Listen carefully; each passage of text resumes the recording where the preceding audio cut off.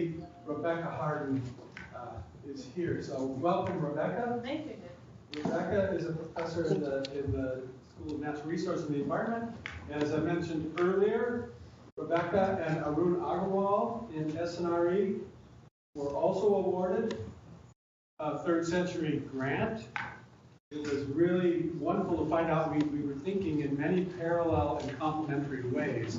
So it's a great pleasure to have Rebecca here to talk about her grant. And while the grant I mentioned this morning is basically, it's difficult for anyone other than U of M faculty to participate in that, right? But you'll see from Rebecca's talk that she and Arun have a global view of engaging you in case studies. So if you're teaching or doing research at the station, you might think of opportunities to collaborate with Rebecca and Arun and their team as they develop case studies. Thank you. Sure. And indeed, great minds do think alike. One thing we all have in common in this room is trying to keep the sort of field science of environmental change anchored and tethered to the emerging theories about how humans respond to global change and what sustainability even means at a broader scale. So I think what we want to try to do is break that down into new ways. So thanks for the intro. You're welcome. We're going to mic you in a second. Okay, that's great. As soon as we get your talk. That's great. That's great. Well, let me just, as we're setting up both visuals and audios, then tell you guys a little tiny bit about the histories of what I'm going to present to you today. I do have a slideshow so that you get some sort of clear visual information about who we are and what we want to do. I should say that the School of Natural Resources and Environment at SNRE, like a lot of schools that were once the forestry schools, the lumberjack schools in our country, has been undergoing this identity shift over decades and decades, right? Names change. The portfolio of teachers and teaching in our school has shifted to include not only social sciences, but environmental humanities, and to, kind of comprise much broader views of what environmental or natural resource management entails and means, right? So it has to do more and more with culture and politics, more and more with scientific frontiers that have to do with our abilities to model complex systems and to perceive them using technologies like remote sensing.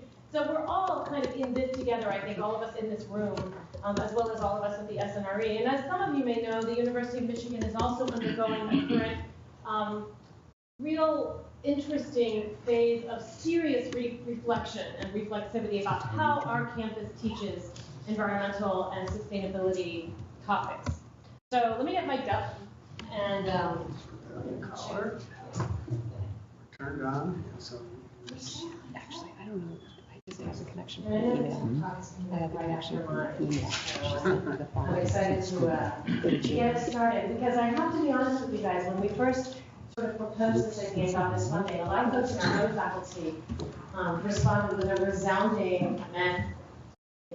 Because online learning, the idea of online learning and doing something sort of digital seemed to them almost anathema to the very idea of what's great about how we teach environmental change, is getting out there and getting dirty and being a part of ecosystems in addition to observing them from some safe, some sort of more sterile lab or office space, right? So one of the things that we've been really working on, and I should say these funds dispersed in January, so Newt and I have been having several meetings in which we've started talking about, 4 years sounded like a really long time, but we're realizing it's going to go very quickly. And the conversations in this room today and the conversations that we're having with our partners, I would signal Mary from CRLT in the back of the room, a key partner for us in this endeavor. I see folks from TCOP here today. We have already met with lots of folks all over this campus, not just to present to them what we're doing, but to ask them what they think we should be doing.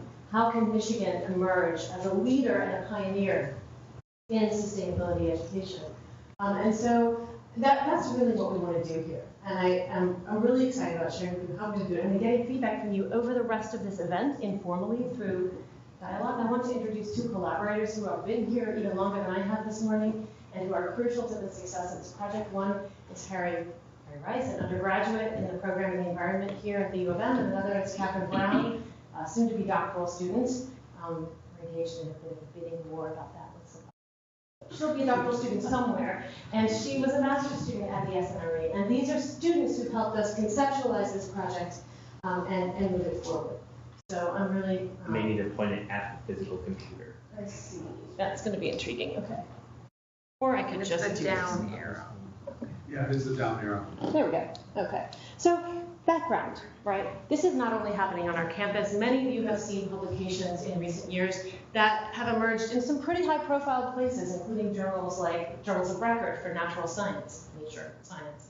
And they're with titles that start to conjure a playing field for higher education in which it begins to seem almost unethical to continue doing content delivery in the ways we've done historically, lecturing to rooms full of students. I would call your attention to the remarkable paintings around the top of this room built to honor women on this campus, and some of the science, pretty large-end science, that's emerging on these issues now indicates that lectures not only disadvantage women, but many other kinds of students, including non-traditional learners. And so it's time for us to take that really kind of a groundswell of information and rigorous study of why the ways we've been teaching science, among other things, might be wrong for the future of decision-making on scientific issues and environmental issues, and do something about it. So the why behind this is that, yes, okay, we need to get out of the pulpit, stop just putting PowerPoint at people, and we need to do something more engaged in order to help people learn better about complex issues.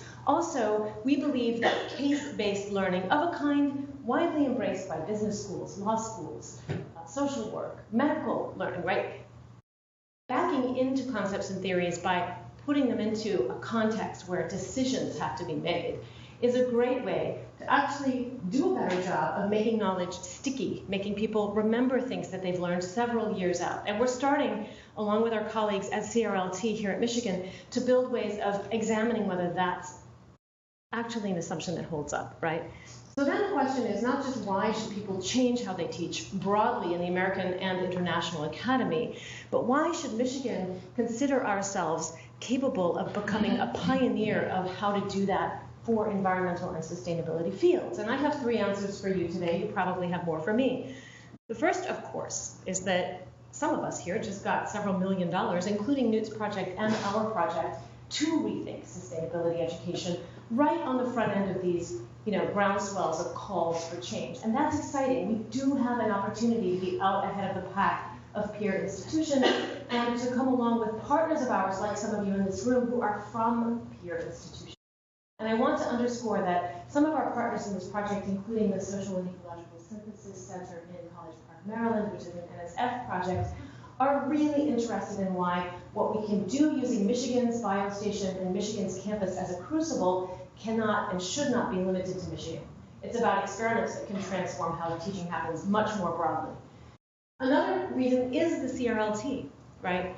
How to assess whether this is a good idea, both in terms of the student's experience of it and their learning outcomes from it over time, is the key to making this work and to becoming really solid leaders in a field of transformed sustainability learning.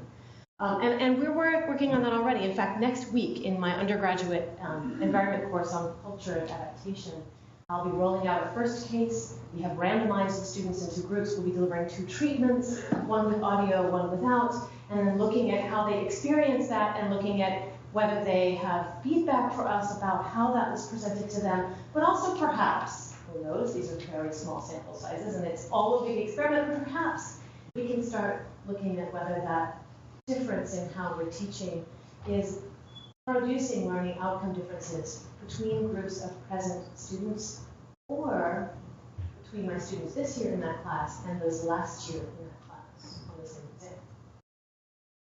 So that kind of careful, like from the get-go, and I'm working so closely and learning so much from the postdoctoral fellows and personnel at CRLT on this, but also from some of the really gifted statisticians and modelers right at home at SNRE. I want to invite all of you to think with your science head about not just what you would teach were you to be funded by our project, but how you might assess what you're teaching and what would be the things you'd want to know about how that teaching works. The biostation, of course, is another key reason why we can do this here in Michigan, because you do broaden our intellectual community so beautifully, but you also ground it in Michigan in a way that our own campus-based faculty don't always do well enough, and we're working to help ourselves do better. So these are sort of the why us issues.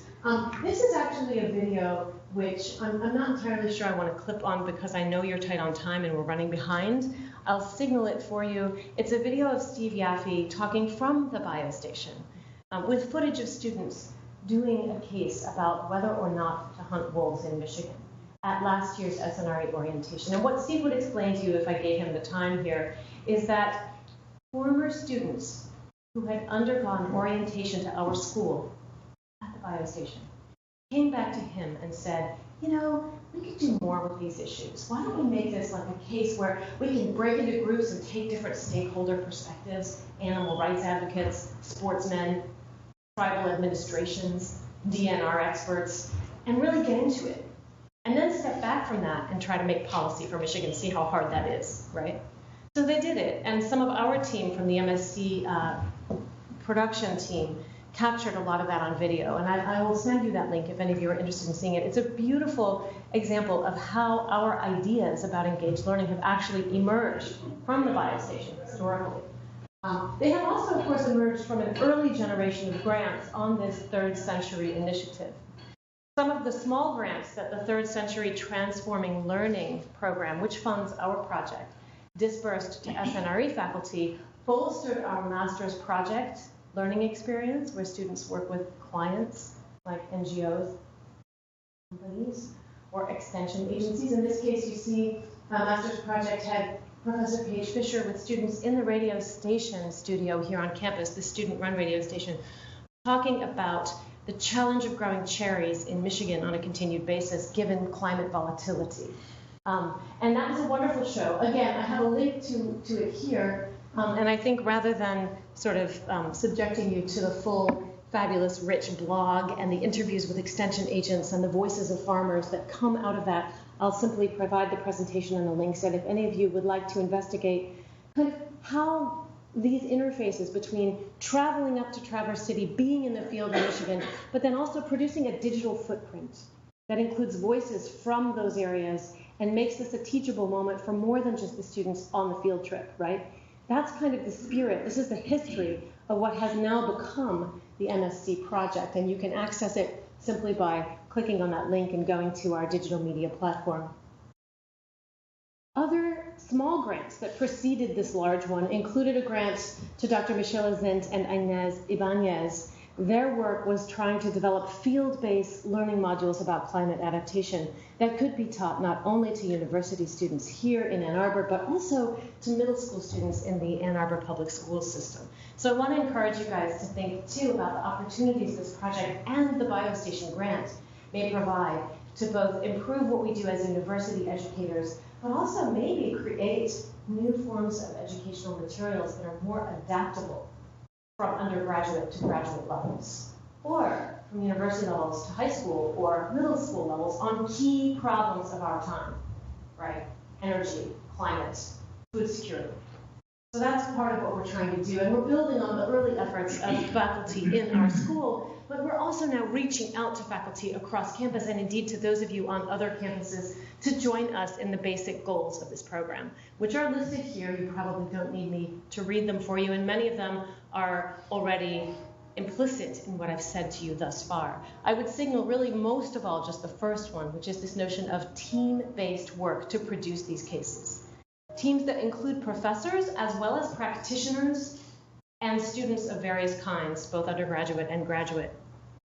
Because that team-based production is so central to what we do, and we also believe that when people work in teams in this way to create new forms of curriculum, they become adept at using those new forms of curriculum as well. Creating a teaching guide makes you a much better teacher. So part of our theory of how to make this change isn't just to say to all our colleagues, well, like it or not, we're going to do some case-based teaching now. It's to ask people to join us in building them. Do you have a question? No, sorry. I really would like to encourage any of you, if something I say strikes a chord, to go ahead and raise your hand. I'm happy to sort of have it to and fro here. I will also endeavor to take questions, if not at the end, then at later points in the day together. So these are some of our goals. We believe that our innovative approach, as I mentioned before, which embeds evaluation mechanisms and a learning about how to do evaluation well is crucial to the long-term success. But so are the team-based elements, and so is the online portal, which itself we are building in a modular way to allow students and teachers, here at first and eventually more broadly, to interrogate and update our cases in real time, rather than doing something like what, say, the Harvard Business School cases do, which is to offer you, if you buy a Harvard Business School case to teach strategy for corporate decision making, you can also now, for some of them, purchase a 2-page update, a kind of where are they now update, right? Because some of those cases are not new. And people would like to know what's happened since. We hope to do something more dynamic that can be kind of updated in more real time, that reflects the capacity of technology now to create dialogue that is, ongoing and not just a kind of much later update. We do this by producing cases that have a very unique structure. They are not just text PDFs. They are narrative segments. They do flow, at least in our conception of cases right now, such that you are entering into a dilemma for a decision maker. It might be the head of the Michigan DNR. Should we hunt wolves, for example? And you'll see that case is featured in the next few slides. But then we also enhance that text or story about a tough choice with multimedia edge notes and with an audio segment, maybe for those who aren't visual learners or don't do as well with reading and writing as primary modes of learning. So it's a more inclusive. We also build in engaged learning exercises, which to date have ranged from quantitative exercises to field-based exercises to stakeholder perspective role plays and so on. The overview is the place where students go to get an introduction to the case as a whole. Here is a look at our website. We haven't yet built our public-facing website. What this is a sort of prototype for our user experience website. We currently have almost 4 cases complete and being used right now in graduate and undergraduate courses on this campus in a trial mode, okay? One of them is this wolf case, and that includes, for students who use it, an overview page, as well as the actual text of the case in which they're brought into the decision-making challenge and offered information that's relevant to that decision-making, and also the obstacles and conflicts implicit in that decision.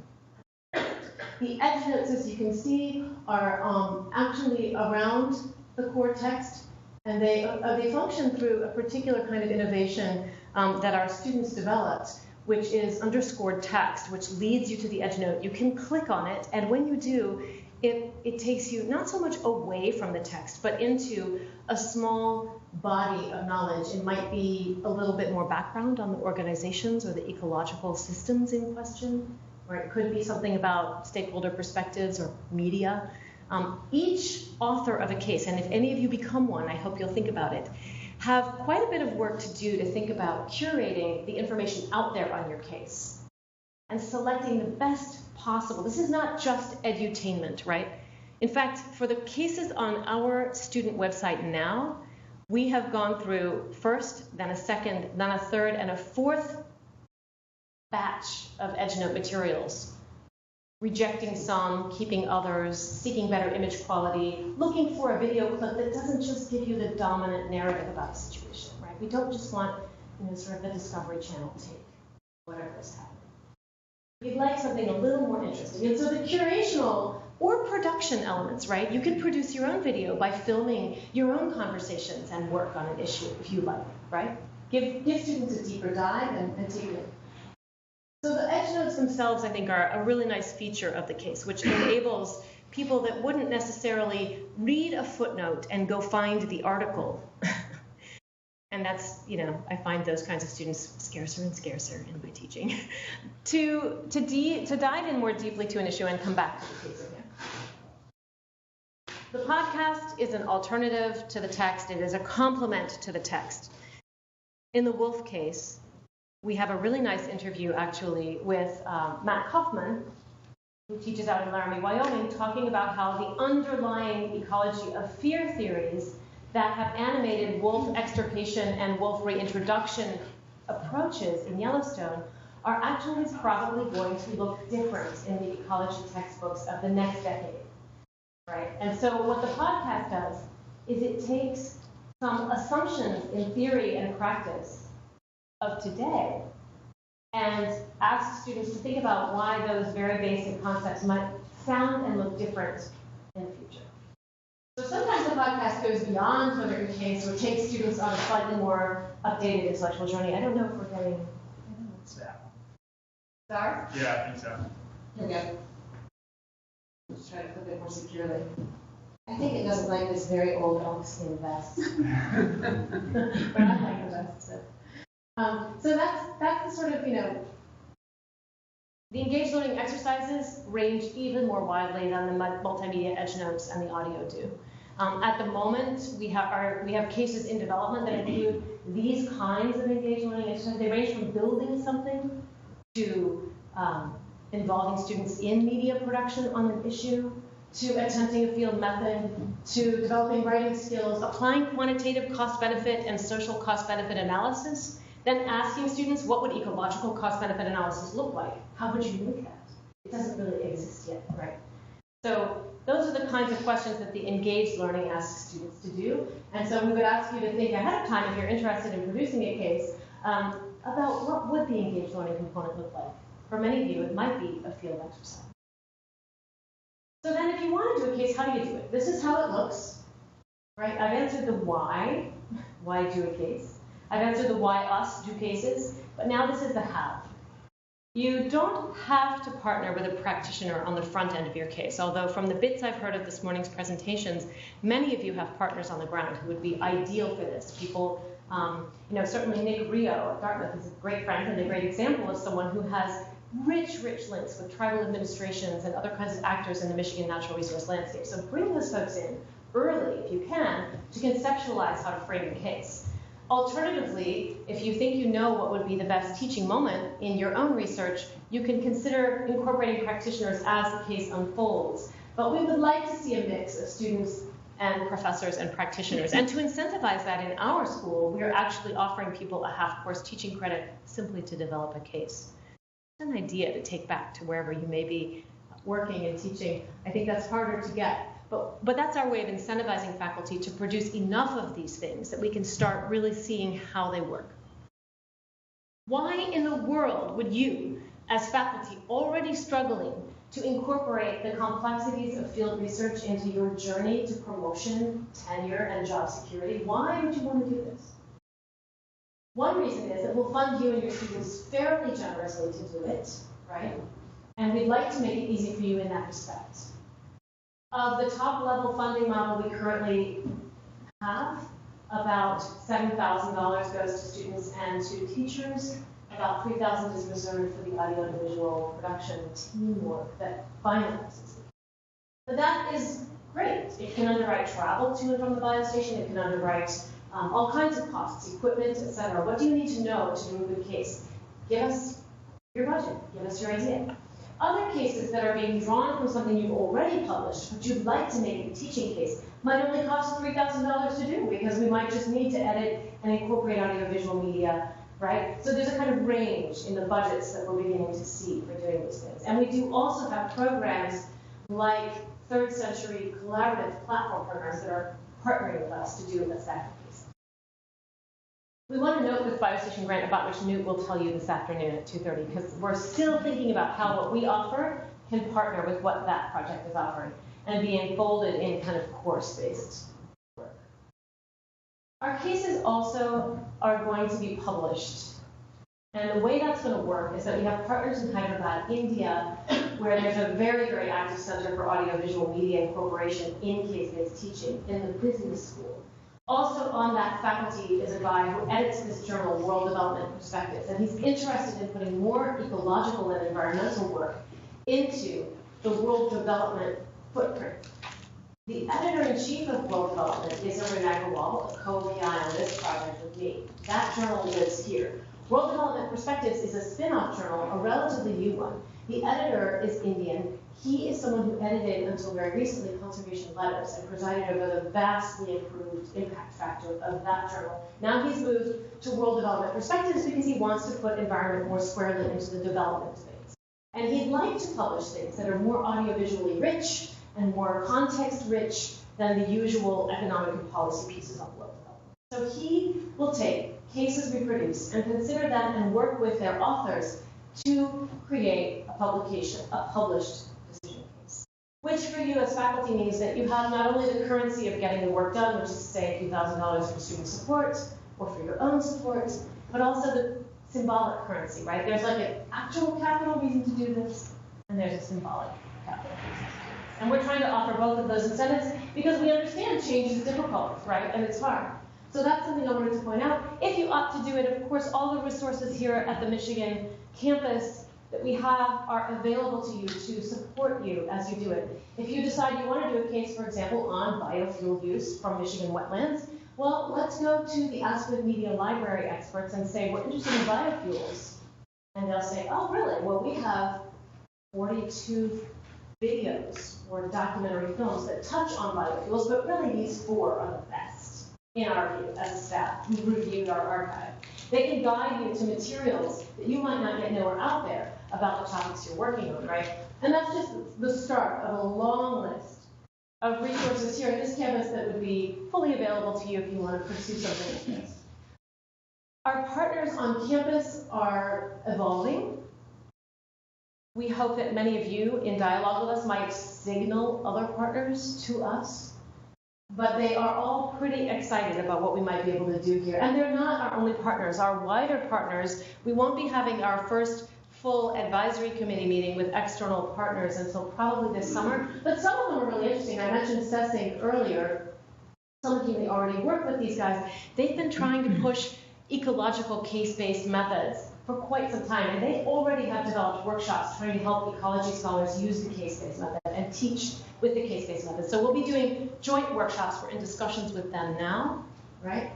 Bill Clark at Harvard has said, oh, I'm really interested in this too, and we have probably a commensurate amount of money that we could bring alongside what you guys are doing just to take published cases from the scientific literature and develop them into teaching cases.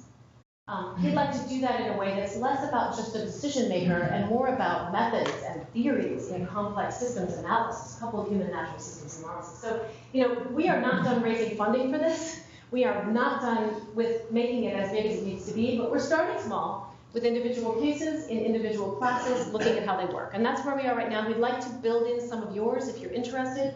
You can contact our team. You can contact myself or Arun, the co-Is. And we appreciate your attention to what we're trying to do kind of really early on here and your feedback on how we can do it best in our own backyard here in Michigan, but also with our university partners all over the U.S. and eventually internationally when we'll have global competitions and host teams from all over the world over the next few years. Right here.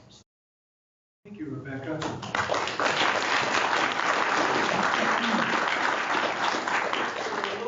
If there's one compelling question, we will have a session this afternoon that you'll be at, or one of your team? Or... Yep, one of us will be there with you in the 3rd Century Transforming Student Learning session at 2:30 to 3:30.